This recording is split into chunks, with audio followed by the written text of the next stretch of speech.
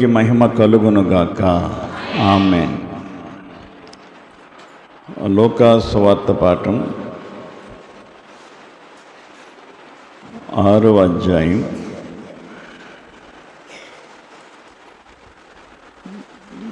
38 వచనాన్ని చదువుకుందాం. క్షమించుడి, అప్పుడు మీరు క్షమింపబడుదురు. ఇయ్యుడి, అప్పుడు మీకు ఇయ్యబడును. అణచి కుదిలించి దిగజారునట్లు నిండు కొలతను మనుష్యులు మీ ఒడిలో కొలుతురు. మీరు ఏ కొలతతో కొలుతురో ఆ కొలతతోనే మీకు మరల కొలవబడునని చెప్పాను. ప్రార్థన చేసుకుందాం. ప్రేమగల తండ్రి, పరిశుద్ధుడా, యేసయ్య, మీకు వందనములు, స్తోత్రములు తండ్రి. ఈ ఆరాధనలో మేమందరము కూడుకొని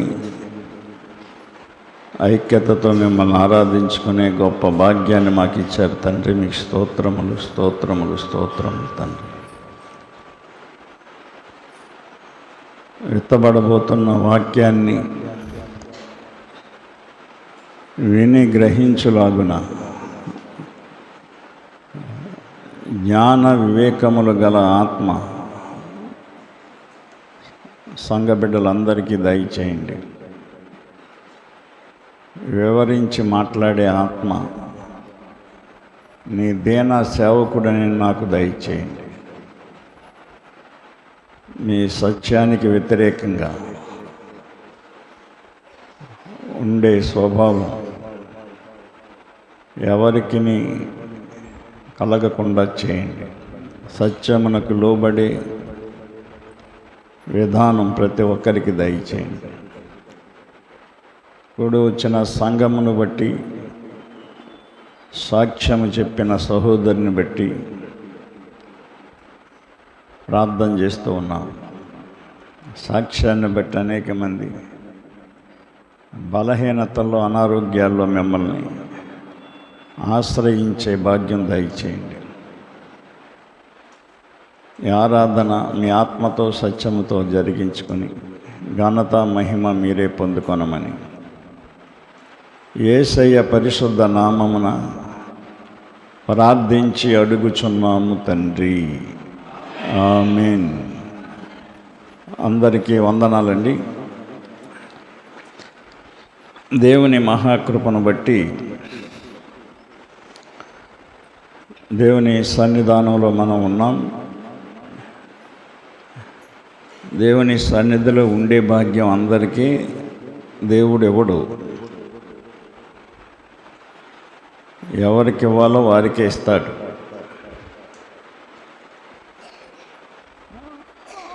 ఆరాధన అనేది చాలా అవసరం మన జీవితానికి. ఆరాధనలో పాలు పొందటం అనేది ఆశీర్వాదాలకి మొట్టమొదటి మెట్టు. ఆరాధనలో పాలు పంచుకోకుండా ఆశీర్వాదాలని పొందలేము. ఆరాధన అనగా ఆరాధనలో 3 ఉంటాయి. 1 పాటలు, 2 వాక్యము, 3 ప్రార్థన. ఈ 3ంటిని కలిపితేనే ఆరాధన అవుతుంది. ఆరాధన అనేది ప్రత్యేకంగా ఉండదు. దేవుని ఆరాధనలో ఈ 3 మిళితమై ఉంటాయి. ఏది లేకపోయినా ఆయన ఆరాధనకి కొరతగానే ఉంటుంది.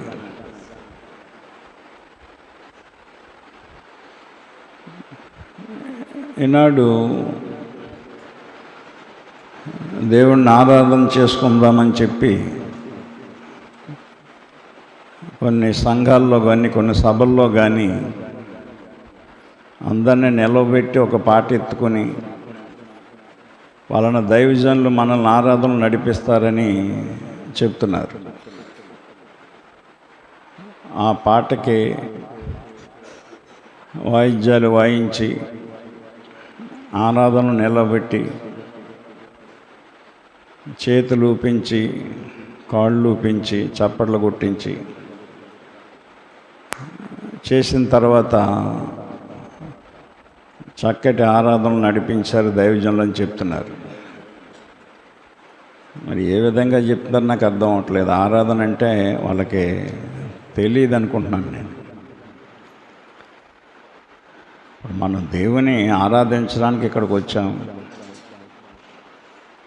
ఆరాధనలో పాటలు పాడాం, ప్రార్థన చేసాం. ఇప్పుడు వాక్యాన్ని ప్రకటించి బోధించి దేవుణ్ణి ఇక్కడ ఆరాధిస్తాం. వాక్యం విని మీరు ఆరాధిస్తారు. ముగింపులో మనం ప్రార్థన చేసుకుని ఆరాధన ముగించుకుని వెళ్ళిపోతాం. దీన్ని సండే వర్షిప్ అంటారు, ఆదివారపు ఆరాధన. దేవుణ్ణి ఆరాధించడానికి మన హృదయాన్ని మనం ముందు ఇవ్వాలి. హృదయాన్ని మనం దేవునికి ఇవ్వకుండా ఆరాధన చేయలేము. అది దైవారాధన అవ్వదు, వ్యక్తి ఆరాధన అవుతుంది. నువ్వు హృదయాన్ని ఇవ్వకుండా నువ్వు ఆరాధించలేవు. ఆయనకి కావలసింది, మొట్టమొదట కావలసింది హృదయం. హృదయముతో దేవుని ఆరాధించాలి, ఆత్మతో దేవుని ఆరాధించాలి. దేవుడు ఆత్మ గనుక ఆయనను ఆరాధించువారు ఆత్మతోనూ సత్యముతోనూ ఆరాధించవలెను అని యేసు ప్రభు స్వయంగా చెప్పిన మాట సమరయ స్త్రీతో, యోహాను 4:24. అర్థమైందా? కనుక దేవుణ్ణి ఆరాధించే వాళ్ళు ఆత్మతో సత్యముతో ఆరాధించాలి. హృదయానుసారమైన ఆరాధన దేవునికి కావాలి. అందుకనే దావీదుని గురించి రాత్రి నేను మాట్లాడాను మీతో. దావీదు నా హృదయానుసారుడు అంటాడు దేవుడు, నా చిత్తానుసారుడు అంటాడు, నా ఉద్దేశములన్నీ నెరవేర్చేవాడు అంటాడు. దావీదు ఆరాధించినట్లుగా ఏ భక్తుడు కూడా దేవుణ్ణి ఆరాధించలేదు వాళ్ళ జీవితాల్లో. దావీదు తన హృదయాన్ని దేవునికి ఇచ్చేసుకున్నాడు. అందుకనే దేవుడు దావీదుకి ఇవ్వవలసినవన్నీ ఇచ్చాడు, ఏ ఒక్కటి తక్కువ కాకుండా. ఇయ్యుడి అప్పుడు మీకు ఇయ్యబడును. నాడు మనం హృదయాన్ని ఇవ్వకుండా మిగిలినవి మనం ఇస్తున్నాం. ఆ ఇచ్చేవి కూడా కొద్ది కొద్దిగా ఇస్తున్నాం. ఇష్టమైతే ఇస్తున్నాం, ఇష్టం లేకపోతే వెనక్కి లాగుతున్నాం. క్షమించాలి అని చెప్తున్నాడు. క్షమించుడి అప్పుడు మీరు క్షమించబడుదురు. ఎదుటివారిని క్షమించే హృదయం ఉండాలి, క్షమించే హృదయం ఉండాలి. ఎలాంటి వాళ్ళనైనా సరే క్షమించగలగాలి మనం. అప్పుడు మనము కూడా క్షమించబడతాం. ఇయ్యుడి అప్పుడు మీకు ఇయ్యబడును అంటున్నాడు ఆయన. మనం ఇచ్చినప్పుడు, దేవునికి మన హృదయాన్ని ఇచ్చినప్పుడు, మన హృదయములు నిండా ఆయన ఆశీర్వాదాలు ఇస్తాడు. ఒక తండ్రికి 3 కుమారులు ఉన్నారు. తండ్రి ఒక రోజున పెద్ద కుమారుడి దగ్గరికి వెళ్ళి, వాళ్ళకి వివాహాలు అయ్యాయి, ఎవరి కాళ్ళు బతుకుతున్నారు, ఉద్యోగాలు చేసుకుంటున్నారు. రోజున తండ్రికి అనారోగ్యంగా ఉండి పెద్ద కుమారుడి దగ్గరికి వెళ్ళాడు. నాయన నాకు ఒంట్లో బాగుంటలేదురా, హాస్పిటల్కి వెళ్ళి చూపించుకోవాలనుకుంటున్నాను, ఏమన్నా డబ్బులుంటే ఇయ్యి అన్నాడు. వెంటనే తన భార్య కలగ చేసుకొని, మా దగ్గర ఏముంది మీకు ఇవ్వటానికి, మాకే లేక మేము ఎన్నో బాధలు పడుతున్నాం అంటూ ఇంట్లోకి పోయిందంట లోపలికి. భార్య వెనకాల పెద్ద కుమారుడు వెళ్ళిపోయాడు. ఆ తండ్రి చేసేది ఏమీ లేక రెండవ కుమారుడు దగ్గరికి వెళ్ళాడు. రెండవ కుమారుడు అన్నాడు, నాన్న నా జీతం నాకే సరిపోవట్లేదు, పిల్లల చదువు సరిపోవట్లేదు, కనుక నేను ఏమీ ఇవ్వలేను, ఆ తమ్ముడి దగ్గరికి వెళ్ళు అన్నాడంట. ఆ తండ్రి చేసేదేమీ లేక చిన్న కుమారుడు దగ్గరికి వచ్చాడు.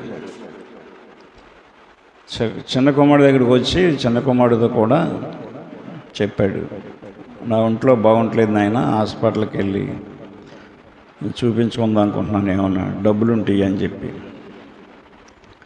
వెంటనే చిన్న కుమారుడు లోపలికి వెళ్ళి కొంత డబ్బు తెచ్చి తండ్రికి ఇచ్చి, చూపించుకున్నాను వెళ్ళి, నేను వద్దును కానీ నాకు ఏమైనా ఇంపార్టెంటు, నాకు ఆఫీస్కి వెళ్ళాలి, ఇంకా డబ్బులు ఏమైనా పడితే చెప్పు ఇస్తాను నీకు అని చెప్పి తండ్రిని పంపించేశాడు ఇచ్చి. తండ్రి వెళ్ళిపోయాడు. వెళ్ళిపోయిన తర్వాత 2 రోజులకి తండ్రి ఒక బ్యాగ్ పట్టుకొని వచ్చి చిన్న కుమారుడి దగ్గరికి వచ్చాడు. వచ్చి ఆ బ్యాగ్ చిన్న కుమారుడికి ఇచ్చాడు. ఆ బ్యాగ్ నిండా డబ్బు ఉంది. ఏంటి నాన్న ఇది అన్నాడు. డబ్బురా, తీసుకో నీకే అన్నాడు. ఇదేంటిది, ఎంత డబ్బు ఎక్కడిది నీకు, డబ్బులు లేవని వచ్చావు కదా నా దగ్గరికి, హాస్పిటల్కి వెళ్ళాలన్నావు కదా, ఇంత డబ్బు ఎక్కడి నుంచి వచ్చింది నాన్న అని అడిగాడు. నేను ఉద్యోగం చేస్తున్నప్పటి నుంచి కూడా నేను నా కొరకు సపరేట్గా ఈ డబ్బు బ్యాంకులో దాచుకున్నాను. చివరి కాలంలో నన్ను ఎవరు ఆదరిస్తే వాళ్ళకి ఇద్దామనే ఆలోచన నాకు వచ్చింది. అందుచేత మిమ్మల్ని పరీక్షించడానికి నేను వచ్చి డబ్బులు అడిగాను తప్ప, నా ఆరోగ్యం బాగానే ఉంది, అంతా బాగానే ఉంది. నాకు మీ బుద్ధులు తెలుసుకోవటానికే నేను అలా వంకపెట్టి అడిగాను. అన్నయ్యలిద్దరూ కూడా మరి నన్ను పొమ్మన్నారు, పట్టించుకోలేదు అసలు, మర్యాదగా కూడా మాట్లాడలేదు. డబ్బులు ఇవ్వకపోయినా పర్లేదు, కానీ నువ్వు ప్రేమ చూపించావు, గబాలని పట్టుకొచ్చి ఇచ్చావు, మారు మాట అనలేదు, ఇంకా అవసరమైతే చెప్పు నాన్న ఇస్తానన్నావు, కనుక ఆదరించే మనసు నీది. నీలాంటి వాడికి ఈ డబ్బు ఇవ్వటమే కరెక్టు, కనుక ఇదంతా నీకే తీసుకొని కొన్ని లక్షలు తీసుకొచ్చి ఇచ్చాడట.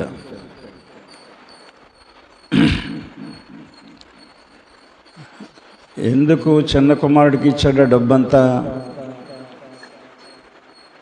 అని మనం ఆలోచిస్తే, చిన్న కుమారుడు తండ్రి అడగగానే డబ్బు తెచ్చి ఇచ్చాడు. ఒక్క మాట అనలేదు, ఒక్క మాట అడగలేదు. అందుకనే దేవుడు మనకు చెప్పే మాట కూడా అదే, ఇయ్యుడి అప్పుడు మీకు ఇయ్యబడును. ఇచ్చేవారికి దేవుడు ఇస్తూనే ఉంటాడు, గుర్తుపెట్టుకోండి. ఇవ్వని వారికి దేవుడు ఇవ్వడు. మీరు అనుకుంటారు ఇస్తారని, దేవుడు ఆయన ఇస్తే మీకు ఇబ్బందులు ఉండవు, కష్టాలు ఉండవు, సమస్యలు ఉండవు. ఆయన ఇస్తే, గుర్తుపెట్టుకోండి, ఆయన ఇస్తే అది. ఆయన ఇవ్వకుండా మనం పాటలు పడుతున్నాం, ప్రయాసపడుతున్నాం. మనం ప్రయాసపడడానికి, సంపాదించుకోవటానికి కూడా ఆయన బలం ఇస్తున్నాడు, ఆరోగ్యం ఇస్తున్నాడు, సామర్థ్యం ఇస్తున్నాడు. అది కూడా మనం తెలుసుకోవాలి. ఇది నా తెలివితేటలు, నా ఆలోచనలు, నా జ్ఞానము, నాది, నేను అనే ఆలోచనలోనే ఉంటున్నారు చాలామంది. అందుకనే వాళ్ళు ఎంత సంపాదించినా కొదువులు తీరట్లేదు,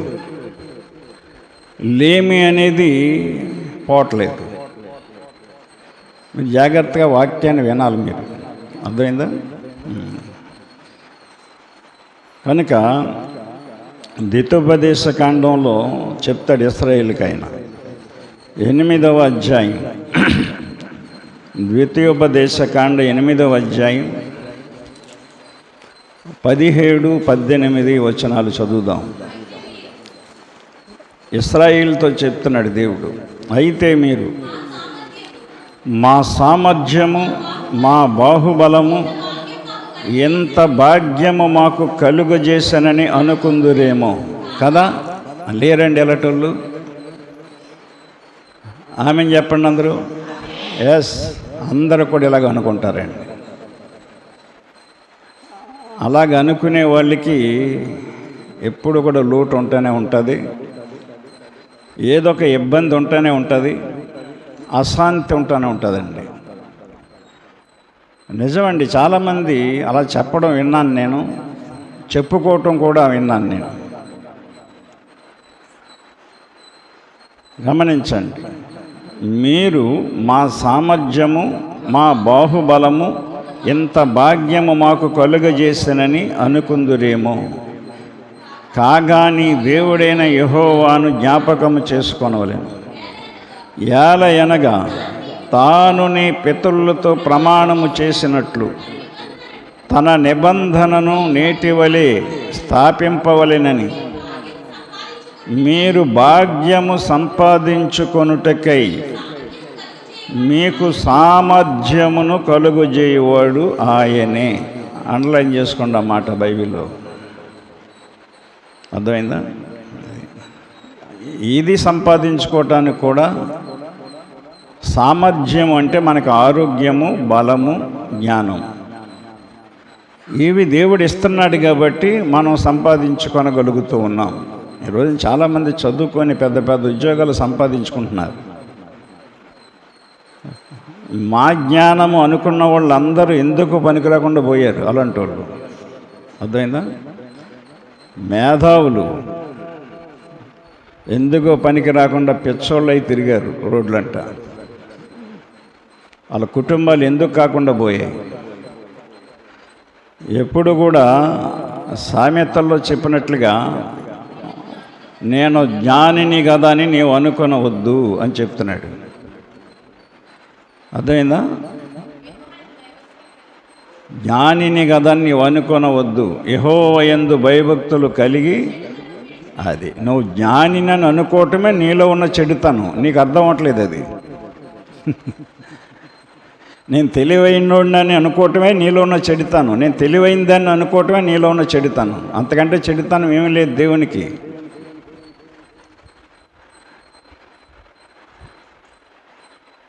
అర్థమైందండి?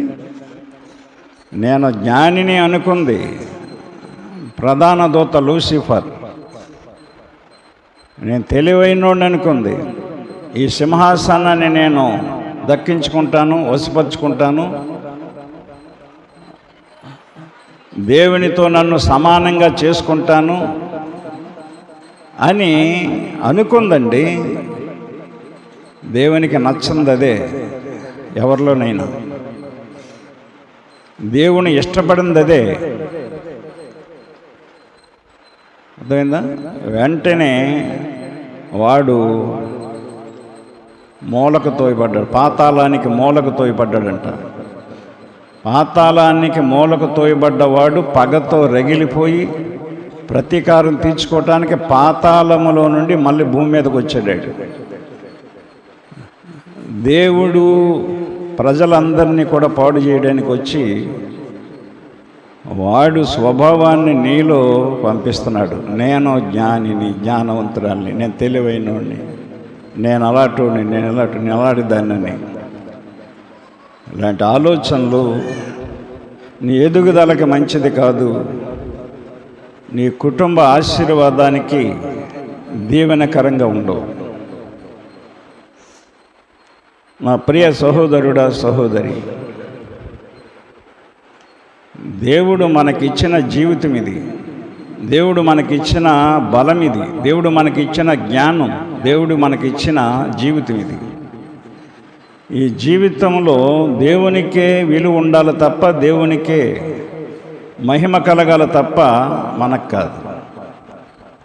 అందుకనే నేను చాలామంది దేవుని సభల్లో, మీటింగ్స్లో, ఆ స్టేజీల మీద గొప్పగా చెప్పుకోవటం నాకు చిరాకు, చాలా చిరాకు. నాకు చాలా నేను అనే మాట మనం ఎప్పుడు కూడా దేవుని వేదిక మీద మాట్లాడకూడదు.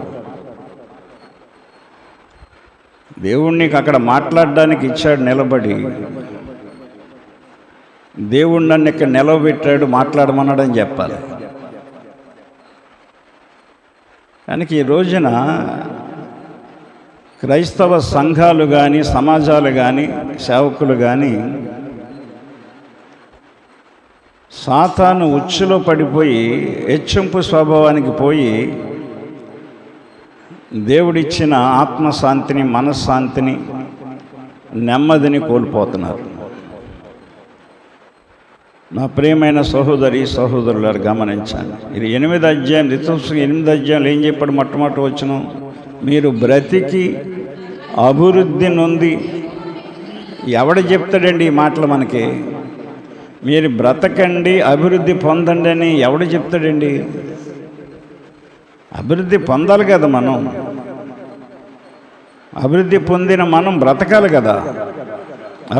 మీరు బ్రతికి అభివృద్ధి నుండి యెహోవా మీ పితరులతో ప్రమాణము చేసిన దేశమునకు పోయి దాని స్వాధీనపరుచుకున్నట్లు నేడు నేను నీకు ఆజ్ఞాపించిన ఆజ్ఞలన్నిటినీ అనుసరించి నడుచుకొనవలెను. అది గమనించండి. నడుచుకోవాలంతే, ఆయన ఆజ్ఞను అనుసరించి నడుచుకోవాలి. మరియు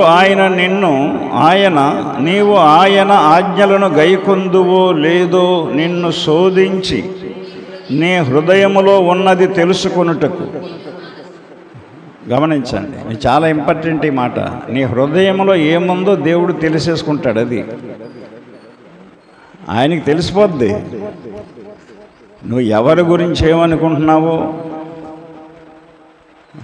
అర్థమైందా? నీ భార్య గురించి నువ్వేమనుకుంటున్నావు, నీ భర్త గురించి నువ్వేమనుకుంటున్నావు, బిడ్డలో తల్లిదండ్రుల గురించి ఏమనుకుంటున్నారు, స్నేహితుడి గురించి ఏమనుకుంటున్నాడు, అక్క చెల్లి గురించి ఏమనుకుంటుందో, తమ్ముడు అన్నయ్య గురించి ఏమనుకుంటున్నాడు, సంఘము సేవకుని గురించి ఏమనుకుంటుందో, సేవకుడు సంఘం గురించి ఏమనుకుంటున్నాడు. నీ హృదయములో తలంపు పుట్టక మునిపే నేను ఎరిగి తిని అని చెప్పింది దేవుడే. కనుక నిన్ను శోధించి నీ హృదయములో ఉన్నది తెలుసుకొనుటకు నిన్ను అనచు నిమిత్తము అరణ్యములో ఈ 40 సంవత్సరములు నీ దేవుడైన యెహోవా నిన్ను నడిపించిన మార్గమంతటిని జ్ఞాపకము చేసుకొనుము. గమనించండి, 40 రోజులు ప్రయాణాన్ని 40 సంవత్సరాలు చేసి పడేశాడు. అంతే, చచ్చారంతే. అరణ్యాన్ని తిరిగి తిరిగి తిరిగి తిరిగి తిరిగి చస్తూనే ఉన్నారంతే. 40 రోజులు ఎక్కడ, 40 సంవత్సరాలు ఎక్కడ? 40 రోజుల్లో వెళ్ళిపోయే ఊరది ప్రయాణం, ఐగుప్తు నుంచి కనానికి. వీళ్ళ బుద్ధులు సరిలేక, హృదయ ఆలోచన సరిలేక, వాళ్ళ పనులు సరిలేక దేవుడు తిప్పిన కాడే తిప్పి 40 సంవత్సరాలు తిప్పాడు. అంతే. నీ బతుకు నా బతుకు అంతే. ఎదిగిపోదాం అనుకుంటాం గబాల్ని. నీ బుద్ధిని బట్టి, నీ గుణాన్ని బట్టి, నీ ఆలోచనను బట్టి ఎదగినవాడైనా కష్టపడుతూనే ఉంటావు, శ్రమ పడుతూనే ఉంటావు, పాకులాడుతూనే ఉంటావు. నువ్వు ఎంత చేసినా తిప్పి అక్కడ తీసుకొచ్చేస్తాడు. అంతే. ఒక చిన్న దెబ్బ వేస్తూ ఉంటాడు. అంతే, వెళ్ళిపోతూ ఉంటావు. దేవుడండి ఆయన దేవుడైనా ఆయనకి వ్యతిరేకంగా ఆలోచించి నువ్వేమైనా చేయగలవా? నువ్వు నేనేమైనా చేయగలను ఆయనకి వ్యతిరేకంగా? నాడు దేవుని సేవ కూడా ఆయనకి వ్యతిరేకంగా చేస్తున్నారు సేవకులు. అందుకనే సేవకులు పరిస్థితులు కూడా అలాగే ఉంటున్నాయి. గమనించండి, దేవుని వాక్యాన్ని అర్థం చేసుకోండి. కనుక యేసు ప్రభు వారు చెప్పిన మాట ఈ లూకా రాశాడు ఇక్కడ 6:38 క్షమించండి అప్పుడు మీరు క్షమించబడతారు అని చెప్పాడు. ఇయ్యుడి అప్పుడు మీకు ఇయ్యబడును. అర్థమైందా? ఎలా ఇస్తాడని చెప్తుండే ఆయన? అణిచి కుదిలించి. ఎంత అందంగా ఉన్నాయండి ఈ మాటలు. దిగజారిపోయేటట్టు ఇస్తాడంటే ఆయన. దిగజారిపోతున్నాయా ఆశీర్వాదాలు? మనకి దిగజారుతున్నాయా? ఏముందండి అయ్యగారు, ఎంత కొట్టుకున్నా అలాగే ఉంటుందండి మాకు అంటూ ఉంటారు చాలామంది. ఎందుకో తెలుసా? నువ్వు దేవునికి నువ్వు ఇవ్వవలసింది ఇవ్వక, చేయవలసింది చేయక, ఇవ్వవు వచ్చి దేవుణ్ణి ఆరాధన చెయ్యవు, ప్రార్థనకి రావు సరిగ్గా, ఉపవాస ప్రార్థనకి రావు, ఆరాధనకి సరిగ్గా రావు. పోనీ ఇస్తున్నావా? సరిగ్గా ఇస్తున్నావా? ఇచ్చేది అది ఇవ్వవు సరిగ్గా. పోనీ ఎవరినైనా క్షమిస్తున్నావా? మాట అన్న వాళ్ళని క్షమిస్తున్నావా? నీ ఎదురుగుండా అనకపోయినా సరే ఎక్కడో అన్నట్టు ఎవరో చెప్తే వాళ్ళ మీద పీకల దాకా పగపించుకుని ఉంటావు. ఇది అదేం బుద్ధి? అది నువ్వు వినలేదు కదా. చెప్పుడు కొట్టు మాటలు నమ్మని ఎవరు చెప్పారు నిన్ను? చెప్పుడు మాటలు నమ్మని ఎవరు చెప్పారండి? దేవుడు చెప్పాడు నీకు. క్షమించే గుణం లేదు నీకు, ఇచ్చే గుణం లేదు, ఆరాధించే గుణం లేదు. మరి ఇంకెలాగ మనం దీవించబడతాం, ఆశీర్వదించబడతాం? ఏ ఒక్కటి చేయకుండానే. మీకింత వివరణగా ఏ సంఘంలో చెప్పరు వాక్యం మీకు. అర్థమైందా? ఏదో చెప్పుకుపోతారు అంతే. మీరు రావటమే చాలు వాళ్ళకి. ఇంకా ఇంకొకళ్ళని తీసుకురావాలని ఇంకా కోరుకుంటారు వాళ్ళు. వచ్చిన మీరు ముందు మారండి పూర్తిగా. దేవుని వాక్యాన్ని నెరవేర్చండి. ఏదైనా సరే దేవుడు మనకి ఇస్తున్నాడు అంతే. వెలుతురు ఇస్తున్నాడు, గాలి ఇస్తున్నాడు, ఆరోగ్యం ఇస్తున్నాడు, ఆయుష్ ఇస్తున్నాడు, జీవం ఇస్తున్నాడు, ఊపిరిస్తున్నాడు, సమస్తం ఇస్తున్నాడు మనకైనా. అర్థమైందా? యోబు గారు అదే మాట చెప్తాడు 1వ అధ్యాయం 20వ వచనంలో. అర్థమైందా? యోబు గ్రంథం 1వ అధ్యాయం 20వ వచనంలో, నేను నా తల్లి గర్భములో నుండి దిగంబరిగా వచ్చి తిని దిగంబరినే అక్కడికి తిరిగి వెళ్ళిపోతాను. యెహోవా ఇచ్చెను, యెహోవా తీసుకొని పోయాను. యెహోవా నామమునకు స్తుతి కలుగునుగాక. దేవుణ్ణి ప్రార్థించటం మానలేదు అతను. దేవుణ్ణి ధ్యానించటం మానలేదు, ఆరాధించటం మానలేదు, గుర్తు చేసుకోవటం మానలేదు. అదే పనిగా ఉన్నాడు అతను. ఆయనే ఇచ్చాడు, నాకున్నదంతా ఆయనే తీసుకున్నాడు అనుకుంటున్నాడు అంతే అంటున్నాడు అతను. భార్యతో చెప్పాడు, ఆయన వలన మనం మేలు అనుభవించుదుమా, కీడు అనుభవింప తగమా? ఏ మగాడు అంటాడండి అలాగా? మీరెవరైనా అన్నారు మీరు అలాగా మీ భార్యలతో? ఆయన చేసిన మేలే కదా, మనం గుడికి వెళ్ళకపోతే ఎలాగా? పద మందిరానికనే మగాళ్ళు ఉన్నారా మీరు?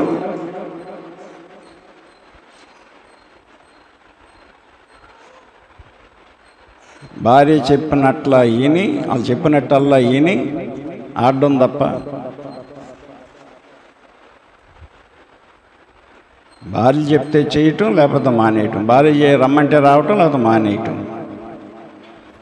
ఎక్కడ పోతున్నామండి మనం? ఏం వింటున్నామండి? ఏం నేర్చుకుంటున్నామండి? వాళ్ళు దేవుని స్వరూపం కాదా నువ్వు? మగోడు నిన్నే కదా దేవుడు ఆయన స్వరూపంలో చేశాడు, స్త్రీని కాదు కదా.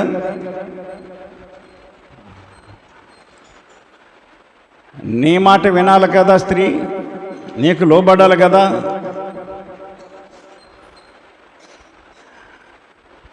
భార్యల్ని సాతాను ముందు లోబరిచేసుకుంటుంది. దేవుని ఆరాధన జరగకుండా, ప్రార్థన జరగకుండా, దేవునికి ఇవ్వకుండా, దేవుని దగ్గరికి వెళ్ళకుండా, దేవుని పనులు చేయకుండా, దేవుని సేవకుల మాట వినకుండా అడ్డు కట్టేసి పడుతుంది. అంతే సత్యమునకు ఆటంకాన్ని కలగజేయటం. అది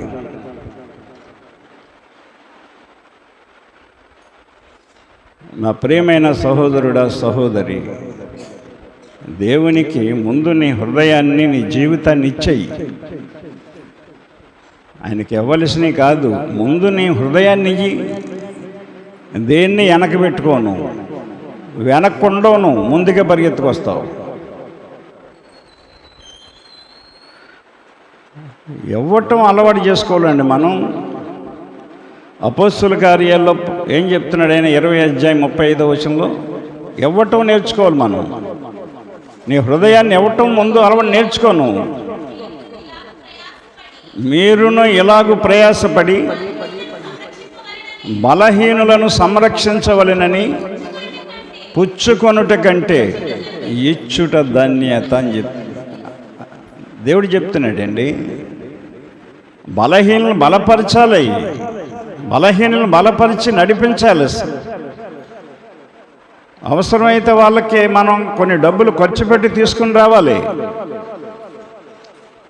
వాళ్ళ దగ్గర ఏదో పుచ్చుకోవటానికి మనం చూడకూడదు. మనం ఇచ్చి దేవుని సన్నిధికి నడిపించాలండి. మేము అలాగే బోల్డ్ డబ్బులు ఖర్చు పెట్టి నడిపించాం. టీకి చాలామందిని బోల్డ్ డబ్బులు ఖర్చు పెట్టాం. అర్థమైందా? తక్కువ కాదండి. ఇప్పటికి ఇంకా దేవునికి ఖర్చు పెడితేనే ఉంటాం. మేము దేవునికి ఇస్తూనే ఉంటాం, అవసరమైన వాళ్ళకి ఇస్తూనే ఉంటాం. వాళ్ళ ఇబ్బందుల్లో, ఆపదల్లో అది ఇచ్చి పుచ్చుకునే వాళ్ళకి తెలుస్తుంది, ఇచ్చిన మాకు తెలుసు. బలహీనలు బలపరచాలండి.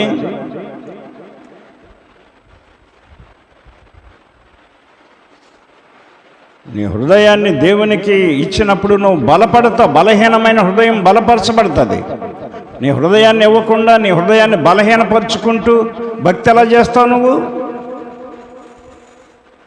నువ్వు బలహీనంగా ఉండి భక్తి ఎలా చేయగలవు? ఈ భక్తి వల్ల ఏమొస్తుంది అనుకుంటున్నారు మీరు? ఎంత బలహీనంగా ఉన్నా మీ పనులు మానరు,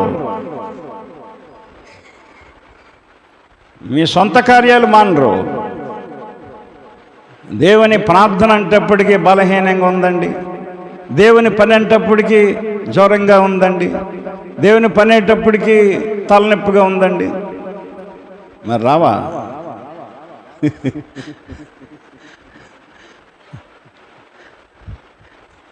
మన జీవితాన్ని దేవునికి మనం ఇచ్చినప్పుడు దేవుడు మన బలహీనతల్లో మనం బలపరిచి వాడుకుంటాడు. అర్థమైందండి? దేవునికి మనం మన హృదయాన్ని ఇవ్వాలి. ముందు హృదయం ఇచ్చినప్పుడు దేవుని విషయాలు ఎప్పుడు కూడా నువ్వు వెనకాడవు. హృదయం ఎప్పుడైతే ఇవ్వలేదో నీ హృదయం వేరేగా ఆలోచిస్తుంది, నీ ఆలోచన ప్రకారంగా నువ్వు నడుస్తావు. కనుక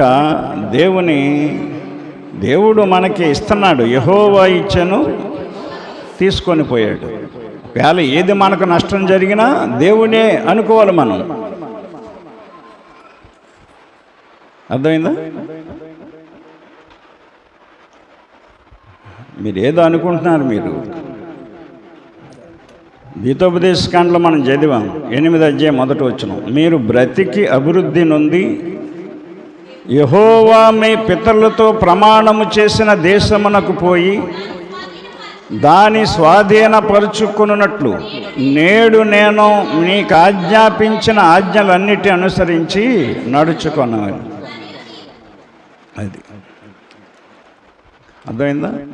మరియు నీవు ఆయన ఆజ్ఞలను గైకొందువో లేదో నిన్ను శోధించి నీ హృదయములో ఉన్నది తెలుసుకొనుటకు నిన్ను అనచు నిమిత్తమును అరణ్యములో 40 సంవత్సరములు నీ దేవుడైన యెహోవా నిన్ను నడిపించిన మార్గం అంతటిని, అది ఎందుకు నిన్ను 40 సంవత్సరాలు నడిపించాడో జ్ఞాపకం చేసుకోవాలని చెప్తున్నాడు. ఎందుకు మనం పొందవలసిన ఆశీర్వాదాలు ఆలస్యం అవుతున్నాయో మనం జ్ఞాపకం చేసుకోవాలి. దేవునికి నా హృదయాన్ని ఇచ్చానా, నా జీవితాన్ని ఇచ్చానా, కుటుంబ సమేతంగా మేము విశ్వాసంగా ఉంటున్నామా లేదా, దేవునికి ఇవ్వవలసిన కానుకలు కూడా ఇస్తున్నామా సరిగ్గా లేదా అనేది కూడా మనం చూసుకోవాలి. నువ్వు దేవునికి ఏది ఇవ్వకుండా దేవుడు మనకి ఎలాగిస్తాడు? మీకు 100 సార్లు చెప్తున్నాను నేను. అర్థమైందా? ఇయ్యుడి అప్పుడు మీకు ఇవ్వబడును. అర్థమైందా? ఈ సందర్భంగా ఒక మాట చెప్తాను నేను. మీకు పోయిన వారమే చెప్పాను నేను కీబోర్డు గురించి. 55,000 కీబోర్డు కొన్నాము అని. అర్థమైందా? నాని కొనమన్నాడు. ఇలాంటివి దొరకవండి, మళ్ళీ రేట్లు పెరిగిపోతాయి, మనకు అవకాశం వచ్చింది కొనండి అంటే వాడు సంతోషపడుతున్నాడు. కాబట్టి దేవుని సేవకి కూడా మనం కోటాలకే ఉపయోగించుకోవచ్చు. దీన్ని చర్చిలో పెద్ద బోర్డు ఉంటుంది, చిన్న బోర్డు అనే ప్రోగ్రామ్స్ ఉపయోగించుకుంటాను. ఇదైతే కోటాలకి పేడ్డ లేకపోయినా దాని మీద మనం నెమ్మదిగా ప్రార్థనలు చేసుకోవచ్చు అని చెప్తే దాన్ని కొన్నాం. పోయిన వారమే మీకు చూపించాను, దాన్ని చెప్పాను. దేవునికి 55,000 ఇచ్చి ఆ బోర్డు కొన్నాం. అదే వారం మంగళవారం మార్తమ్మ గారి కుటుంబం, జోసఫ్ గారి కుటుంబం దశంభాగం ఇస్తూ భోజనం పెట్టారు మాకు. వాళ్ళు స్థలాన్ని అమ్ముకున్నారు, అమ్ముడయింది. వాళ్ళ పాత స్థలం అమ్మేశారు. అమ్మగా వాళ్ళకి అధికమైన రేటు వచ్చింది. అందరూ ఊహించింది, అందరూ ఆశ్చర్యపడే రేటు ఇచ్చి కొనుక్కున్నారు దాన్ని. వాళ్ళు అప్పుల్లో ఉన్నారు, ఇల్లు కొనుక్కుని అప్పుల్లో ఉన్నారు. అప్పుడు మార్తమ్మ అనుకుందంట, దేవుడు ఎంతో మేలు చేశాడు, దేవుడికి నేను 50,000 ఇవ్వాలనుకుంది. అనుకునే అదే మొన్న మంగళవారమే దశంభాగంతో పాటు 50,000 తెచ్చిచ్చింది.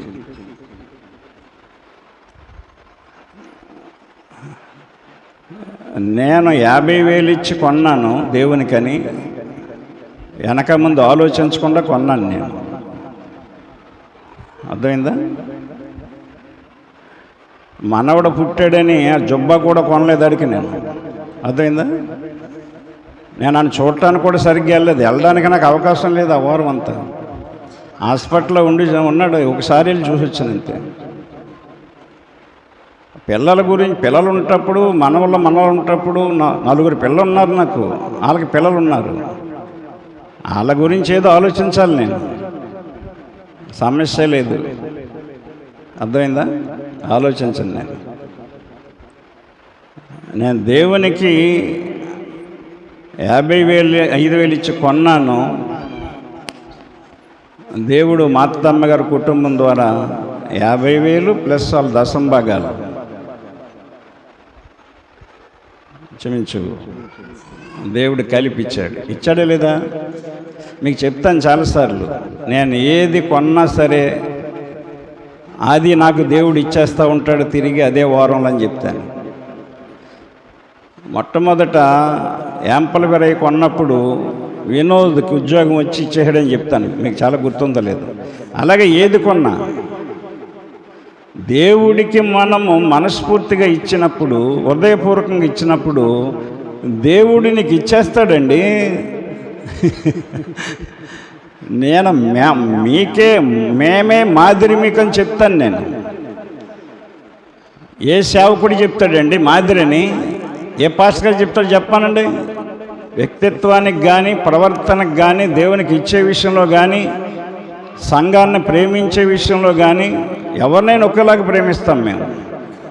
మీరు ఇచ్చినా ఇవ్వకపోయినా, పేదోళ్ళైనా ఉద్యోగస్తులైనా చదువుకున్న వాళ్ళని చదువులేని ఎవరినైనా ఒకేలాగా మేము ప్రేమిస్తాం. ఎవరు వచ్చినా అమ్మగారు టీ ఇవ్వకుండా ఏమి ఇవ్వకుండా పంపదు, బలవంతం పెడుతుంది ఆవిడ.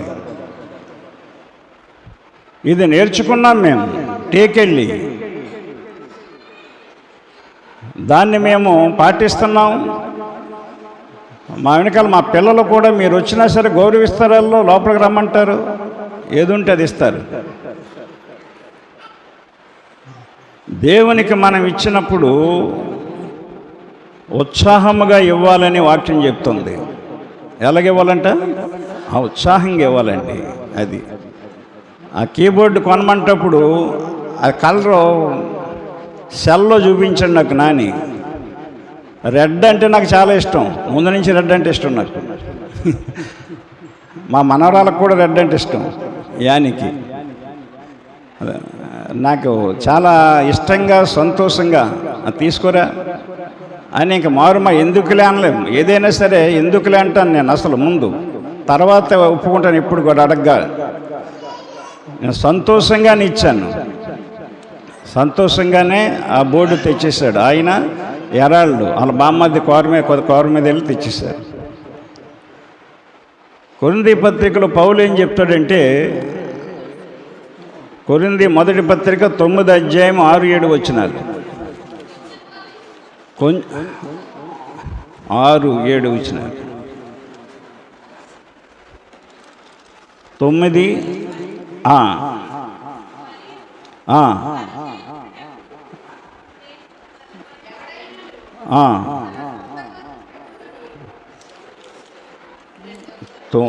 2 కొరింథీ ఏం చదువుతున్నారు మీరు? అది 2 కొరింథీ. కొంచెముగా విత్తువాడు కొంచెముగా పంట కోయను, సమృద్ధిగా విత్తువాడు సమృద్ధిగా పంట కోయను. అది సనుగు కొనకయు బలవంతముగా కాకయు ప్రతివాడును తమ హృదయములో నిశ్చయించుకొనిన ప్రకారము ఇయ్యవలెను. అది కింద పాయింట్ అండర్లైన్ చేసుకోండి, పై పాయింట్ అండర్లైన్ చేసుకోండి. కొంచెముగా విత్తువాడు కొంచెముగానే పంటకు వస్తాడు. ఏదో కొంచెం ఇచ్చేస్తూ ఉంటారు చాలామంది, ఎంత వచ్చినా తెలియకూడదు, తెలియకూడదు ఇది ఎంత వచ్చిందని. అననీయ సప్పీరాల స్వభావం కలిగి ఉంటారు కొంతమంది భార్యాభర్తలు. అననీయ సప్పీరాలు ఏ స్వభావం కలిగి ఉన్నారు? అమ్మగా వచ్చిన వెలలో కొంత దాచుకొని కొంత ఇచ్చారంట వాళ్ళు. అర్థమైందా? గమనించండి. అపోస్తుల కార్యాలు 5:3, 5 మొదటి నుంచి. అననీయ అను ఒక మనుష్యుడు తన భార్య అయిన సప్పీరాతో ఏకమై పొలమమ్మెను. భార్య ఎరుకనేవాడు దాని వెలలో కొంత దాచుకొని కొంత తెచ్చి అపోస్తుల పాదముల యొద్ద పెట్టాను. గుర్తుపెట్టుకోండి, అర్థమైందా? భార్య ఎరుకనే, అర్థమైందా? ఎంత ఇద్దామండి అంటారు భార్య. తప్పది, దేవుడు మనది ఇవ్వాలి, మనం చెప్పాలి. భర్త ఇద్దామంటాడు, భార్య అనాలి అలాగనకండి అని. అర్థమైందా? అది ఇప్పుడు ఒకేలాగా దేవుణ్ణి మనకి ఉన్న దాంట్లో దేవునికి ఇచ్చి గణపరచాలి. పాస్టర్ గారు ఎప్పుడు ఒప్పుకోదండి దేవునికి ఇచ్చే విషయంలో. ఆవిడ పావులు ఎక్కువ ఇస్తారు తప్ప తక్కువ ఇవ్వదు. అర్థమైందా? దేవునికి మనం దాచుకొని ఇవ్వకూడదండి. మనము సంపాదించుకోవటానికి సామర్థ్యాన్ని కలుగు చేసేవాడు ఎవడో? దేవుడు కదా. ఇందాక మీకు చదివించాను కదా నేను ద్వితోపదేశకాండంలో. అయితే మీరు మా సామర్థ్యము మా బాహుబలం, ఇంత భాగ్యము మాకు, ఇంత ధనము మాకు కలుగు చేసినని మీరు అనుకుంటున్నారేమో అన్నాడు. దేవుణ్ణి జ్ఞాపం చేసుకోవాలి నువ్వు. ఏలయనగా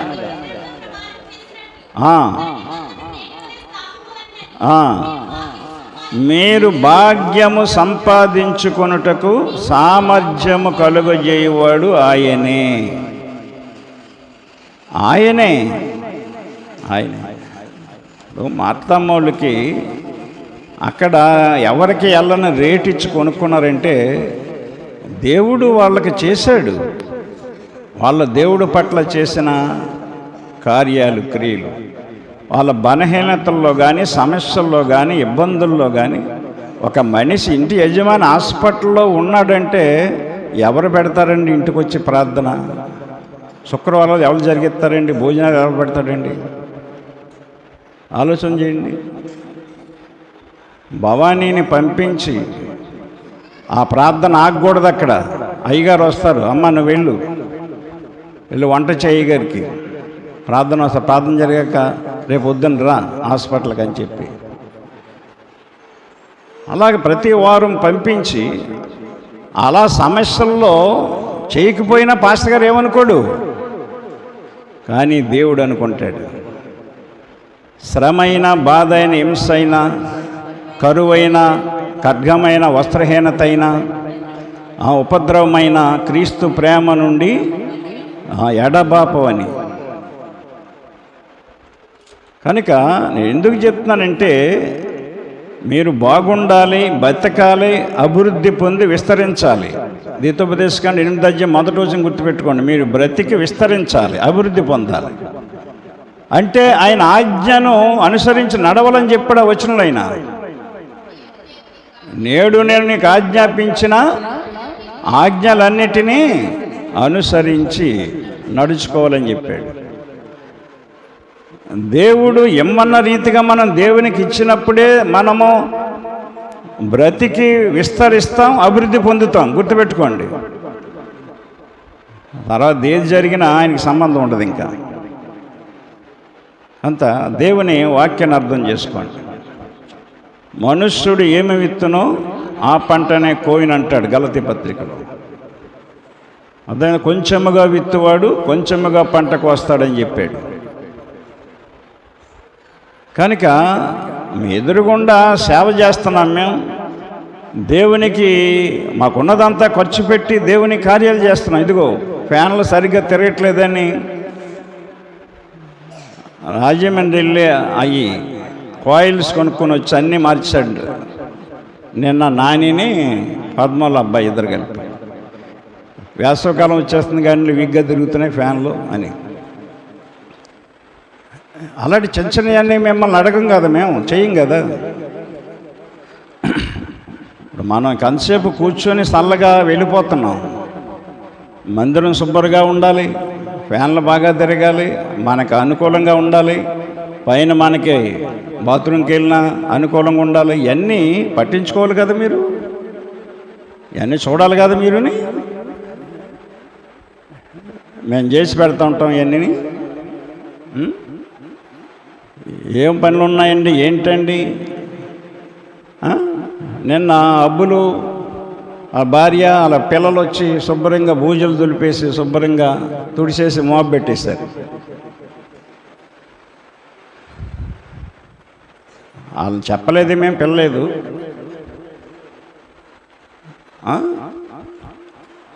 ప్రతి మొదటి వారం పెట్టేవాళ్ళు పిల్లలు ఉంటప్పుడు. ఒక పని మనం ఎంచుకున్నప్పుడు దాన్ని కంటిన్యూ చేయాలి, దాన్ని కొనసాగించాలి. అది ఎప్పుడు చేస్తాం? మనం దేవునికి మనం హృదయాన్ని సమర్పించుకున్నప్పుడు దేవుని పనులు కూడా మనకి గుర్తుకొస్తాయి, దేవుని సేవ కూడా మనకు గుర్తుకొస్తుంది. దేవుడు అన్యాయస్తుడు కాదు. ఆయన ఏ టైంకి ఏది ఇవ్వాలో మనకి ఇస్తూనే ఉంటాడు. మనల్ని చేయమన్నది మనం చేస్తూ ఉండాలి కదా. సూర్యుడు తన పని తను చేస్తున్నాడు, చంద్రుడు తన పని చేస్తున్నాడు, రాత్రికి వచ్చి నక్షత్రాలు చేస్తున్నాయి, గాలి తన పని తను చేస్తుంది, నీరు తన పని చేస్తుంది కదా. వాటికి నోరు లేదు, మాట లేదు. మరి మనం ఏం చేస్తున్నాం? మన పనులు మనం చేస్తున్నామా? దేవుని ఆరాధన టయానికి, ప్రార్థన టయానికి, ఉపవాస ప్రార్థన టయానికి మనం ఏం చేస్తున్నాం? ఇలాంటివి ఏమీ చేయకుండా మరి 40 దినాలు మానకుండా వెళ్ళిపోతే ఏమొస్తుంది మనకి? అలాంటివి మన అయ్యగారు చేయట్లేదని అనుకోవటం, సమాధుల కాడికి వెళ్ళనవట్లేదు అనుకోవటం. వెళ్తే వెళ్ళండి, అది మీ ఇష్టం. మా గురించి ఏం మాట్లాడకూడదు, మేము చెప్తాం అంతవరకే. వినడం మీ ఇష్టం, వినకపోవటం మీ ఇష్టం, చేయటం మీ ఇష్టం, చేయకపోవటం మీ ఇష్టం.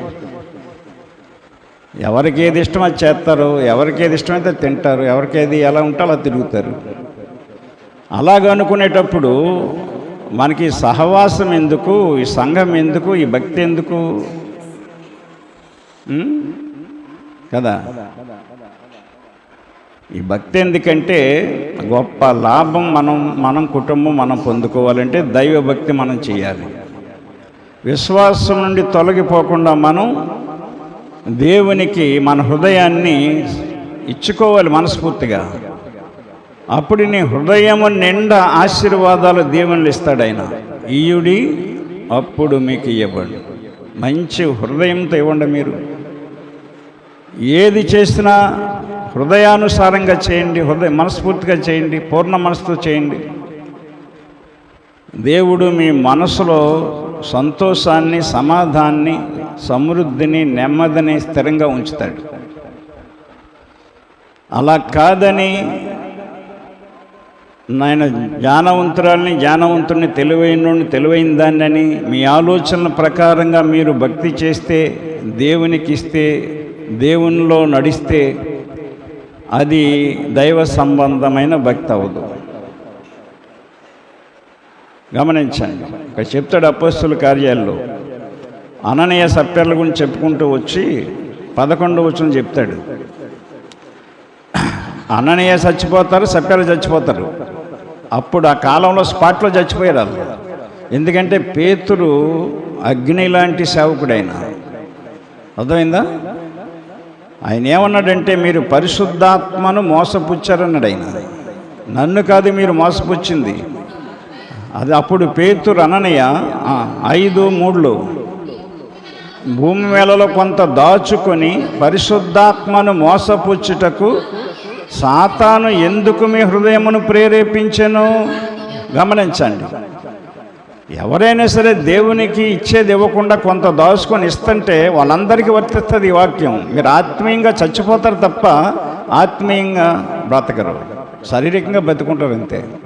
ఆత్మీయంగా చనిపోతే ఆత్మ ఫలాలు మన పిల్లల్లో మనం చూడలేము, ఆశీర్వాదాలు చూడలేము. అది నీ యొద్ద ఉన్నప్పుడు నీదే కదా, అమ్మిన పిమ్మట అది నీ వశమై ఉండలేదా అన్నాడు ఆయన. నీ హృదయంలో ఉద్దేశించుకున్నావు, నీ మట్టుకు నువ్వు ఆలోచించుకున్నావు. నువ్వు మనుషులతో కాదు దేవునితోనే అబద్ధం ఆడితావని వానితో చెప్పు. అంటే పేతురు కూడా మనుషుడే కాదు అనుకున్నారు వీళ్ళు. పేతురు మనుషుడే, యోహాను మనుషుడే, కానీ వాళ్ళతో ఉన్నవాడు పరిశుద్ధాత్మ దేవుడు. వాళ్ళు ఇచ్చింది దేవునికి, పేతురికి యోహానికి కాదు. మీరు ఇచ్చేది దేవునికి, నాకు కాదు, చిన్న పాస్టర్ గారికి కాదు.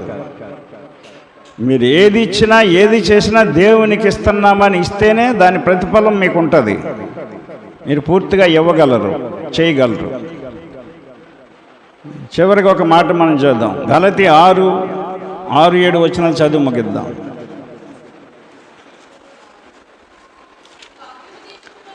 వాక్యోపదేశము పొందువాడు ఉపదేశించువానికి మంచి పదార్థములన్నిటిలో భాగం ఇయ్యవలెను. మోసపోకుడి దేవుడు వెక్కిరింపబడడు. మనుష్యుడు ఏమి విత్తునో ఆ పంటనే కోయును. గుర్తుపెట్టుకోండి. ఎలాగనగా తన శరీరేచ్ఛలను బట్టి విత్తువాడు తన శరీరమును బట్టి క్షయమను పంట కోయును. ఆత్మను బట్టి విత్తువాడు ఆత్మ నుండి నిత్య జీవము అను పంట కోయును. అది నిత్య జీవం అంటే నిత్యము బ్రతికుండే భాగ్యాన్ని కోల్పోతారు. అర్థమైందా? వాక్యోపదేశము పొందువాడు ఉపదేశించువానికి మంచి పదార్థములన్నిటిలో భాగము అనగా దశమభాగం ఇవ్వాల్సిందే అని చెప్తున్నాడు పౌలు గారు. అంటే సేవకుడు మంచి సేవకుడికి ఇవ్వాలి, మంచి సంఘాన్ని సహవాసాన్ని మనం కట్టుకోవాలి, సత్యవాక్యాన్ని లోకానికి మన సంఘము ద్వారా తెలియచేయాలి. అర్థమైందా? కనుక నా ప్రియమైన సహోదరుడా సహోదరి, దేవుని వాక్యాన్ని అర్థం చేసుకోండి. లోకాసువార్త 6:35 మాట చెప్తాడు ఆయన చివర. ఆయన పట్ల కృతజ్ఞత లేని వారి ఎడల, దుష్టుల ఎడల కూడా ఉపకారి అయి ఉన్నాడనే మాట ఉంటుంది. చదవండి, లోకాసువార్త 6:35.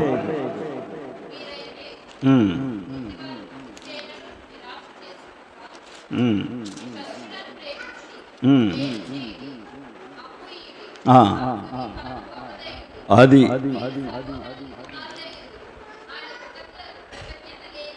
అండర్లైన్ చేసుకోండి అన్నమాట. ఆయన,